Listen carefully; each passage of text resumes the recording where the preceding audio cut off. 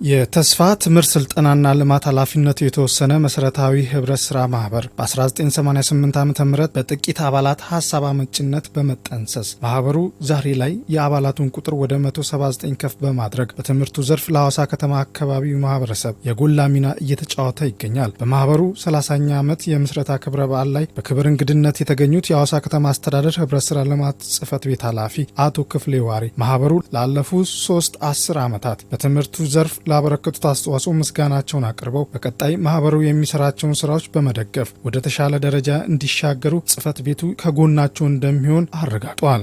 የማህበሩ አባላት ላለፉት 30 ዓመታት አንድም የትርፍ ክፍፍል ወደ ኪሳቸው ሳታስገቡ ጥራቱን የጠበቀ እና ደረጃውን የጠበቀ ትምህርት ከሌሎች የግል ትምህርት ቤቶች እጅግ ባነሰና ተመጣጣኝ በሆነ ክፍያ ስትሰጡ መቆየታችሁ ስንረዳ ለተግባራችሁ ያለን አክብሮትና አድናቆት እጥፍ ድርብ ያደርገዋል። የጀመራችሁትን ታላቅ የልማትና የትምህርት ዓላማ ይበልጥ እንዲሳካ እና እንዲሰፋ ወደ ላቀ ደረጃ እንዲሸጋገር ካጠገባችሁ በመሆን የመንግስታችንን ድጋፍና አጋርነት የሚያጠናክር መሆኑን በድጋሜ ላረጋግጥላችሁ ይወዳል። ማህበሩ ለሐዋሳና አካባቢው ነዋሪዎች ጥራት ያለው ትምህርትና ማህበረሰባዊ አገልግሎቶችን በመስጠት የአባላቱን ተጠቃሚነት በማረጋገጥ ላይ እንደሚገኝ ያነሱት የማህበሩ ሊቀመንበር ዶክተር ቃሲም አህመድ ማህበሩ ከተደገፈ በቀጣይ መምህራኑን ብሎም ማህበረሰቡን የሚጠቅሙ እቅዶችን ለመከወን ስለመታቀዱ ተናግረዋል። ጡረታ የወጡ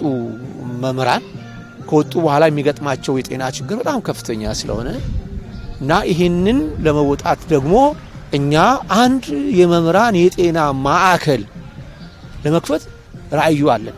ይህን የሚሰሙ የመንግስት አካላት፣ የህብረተሰብ ክፍሎች፣ የሀገር ሽማግሌዎች በአጠቃላይ በክልላችንም ሆነ በሀገራችን ያሉ ለዚህ ለተቀደሰ ዓላማ ላሰብነው ለዚህ የሕክምና ማዕከል ከጎናችን ይቆማሉ ብለን ነው የምናስበው። የትምህርት ስልጠናና ልማት እንዲሁም የበጎ አድራጎት ስራዎችን በሐዋሳ ከተማ በመከወን ማህበራዊ ኃላፊነቱን በትምህርቱ ዘርፍ እየተወጣ ያለ አንጋፋ ማህበር ነው ያሉት የማህበሩ አባላት በርካታ ውጣ ውረዶችን አልፈው እንዲህ በጋራ በመሰባሰብ 30ኛ ዓመት የምስረታ ክብረ በዓልን ለማክበር በመብቃታቸው መደሰታቸውን ያነጋገርናቸው የማህበሩ አባላት ገልጸውልናል። በልጆቻችን ቅብብሎች መሄድ ስላለበት ነው ዛሬ ቅድም ያያችሁትን የአልሙናይ ስነ ስርዓት ያካሄድ ነው። ይሄ ትምህርት ቤት ሴንተር ኦፍ ኤክሰለንስ እንዲሆን እንፈልጋለን።